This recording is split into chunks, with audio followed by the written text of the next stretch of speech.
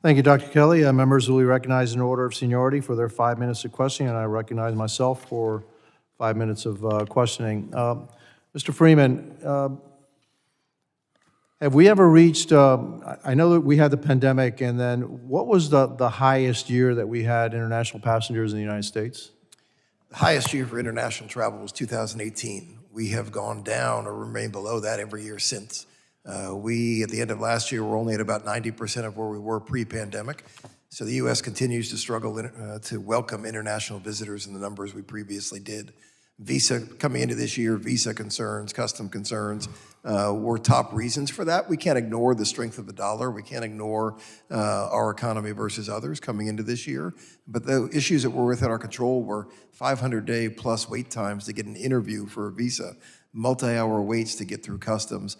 Both of those were big deterrents for foreign travelers. Was that a reality before the Trump administration, or did that just happen in the last 60 days?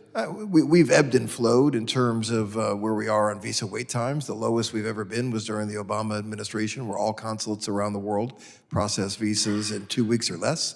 That has ebbed and flowed ever since. There were successes during the Trump term. There were more struggles coming out of the pandemic. We have really struggled to get the consular officials we need around the world and to get these visa wait times down. How do we end up with wait times of 2 weeks to 500 days? How did that happen? When you look at what happened post-pandemic or in the early days of the pandemic, all these foreign service officers came back home.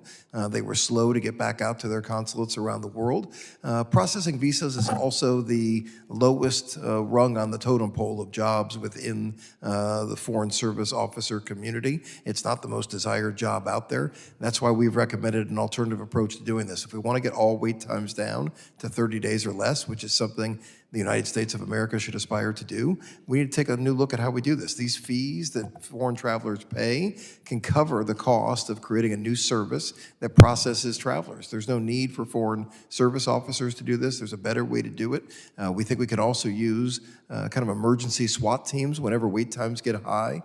We could send these officers or these officials into jurisdictions where they get high. The United States can be the most secure nation in the world and also the most efficient when it comes to processing travelers.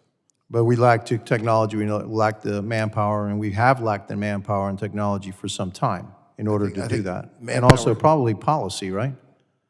I'm sorry? Policy. Okay. Manpower has been an enormous issue. Technology is an even bigger issue. I think the will to get it done is the largest issue. Right? Where is the goal, right? We don't have a goal when it comes to processing visas. At the end of the Biden administration, they established a goal of 90 days or less.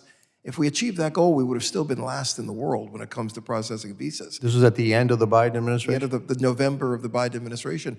We need to have greater aspirations when it comes to how we welcome travelers into this country. They want to do nothing more than come here, spend their money, and go home and tell their family and friends what a great time they had. So the Biden administration was in close to 4 years. Basically, right at the end of his administration, he decided, well, maybe we not have a 90-day period versus the 500-day period that some of these visas have taken? There's no doubt that the wait times peaked coming out of COVID. There were steps taken. It was a little too late. We're hopeful we can find bipartisan support to be more efficient in the future. Which, by the way, I agree that the passenger security fee that has been diverted for a number of years needs to be fully invested in TSA. And I don't believe that you're going to be paying for something. You're saying I'm paying a passenger security fee. It should be for passenger security. That's a novel concept, I think, here in the federal government. And I think that that can be set for administrations on both sides of the aisle. So I would hope, I know that one of my colleagues, Nick Lalola, had a bill to make sure that the passenger fee went to technology, et cetera, that we need at TSA, and I certainly support that. And I think we need to do more of that. The fact that we're not going to be upgrading our systems to the middle of 2040s, all right, that's totally unacceptable. Mr. Gruen, in terms of drones, and I only have about 30 seconds left, I found it interesting that you said that even if you put your technology, say, at all these stadiums, et cetera, to protect, that it would take a federal individual to say, go ahead and knock that drone out of the sky, that a local law enforcement could not make that call on its own to protect its own citizens? Correct. The local law enforcement, state and local do not have the current authorities. Even federal have it only authorized in temporary durations, and only certain agencies. Fair enough, okay. Maybe I'll come back to a second round. With that, I yield back, and now I recognize the ranking member, the gentleman from